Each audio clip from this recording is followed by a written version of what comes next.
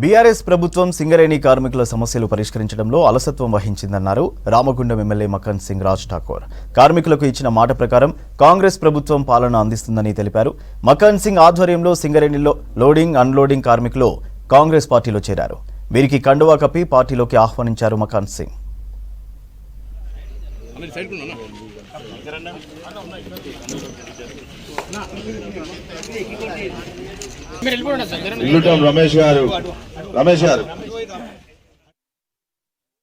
ప్రజాస్వామ్య తెలంగాణలో కాంగ్రెస్ పార్టీ సింగరేణి కార్మికులకి కావాల్సినటువంటి ప్రతి ఒక్క సంక్షేమం ప్రత్యేక దృష్టి పెడతా ఉంది.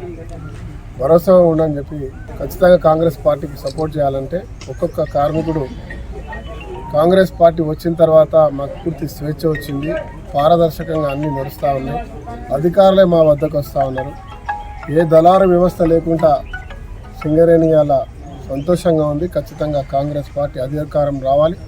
ఇవాళ సింగరేణి ప్రైవేటీకరణ చేయకుండా అండర్గ్రౌండ్ మైన్లు చేస్తాం, ఇంకా వ్యవస్థను పెద్ద ఎత్తున విస్తరిస్తామని చెప్పి కాంగ్రెస్ పార్టీ రేవంత్ రెడ్డి గారు, డీసీఎం గారు, అదే మన శ్రీధర్ బాబు గారు ఇచ్చిన మాట నమ్మకంతో స్థానికంగా మిమ్మల్ని గెలిపించినందుకు మీరు చేస్తున్న మంచి కార్యక్రమంలో సహకరిస్తాం. ఖచ్చితంగా కాంగ్రెస్ పార్టీకి ఓటేస్తామని చెప్తాను. ప్రతి ప్రాంతాల్లో, ప్రతి మైన్లో, ప్రతి ప్రాంతాల్లో, ప్రతి వాడలో, ప్రతి గ్రామంలో ఇలాంటి ఒక అభయం, ఇదే ప్రేమ అభిమానాలు చెప్తామని నాకు పూర్తి విశ్వాసం ఉంది. 6 గ్యారెంటీలు 5 పూర్తి చేశాం, ఇంకో గ్యారెంటీ కూడా పూర్తి చేస్తారని నమ్మకం ప్రజలకు ఉంది.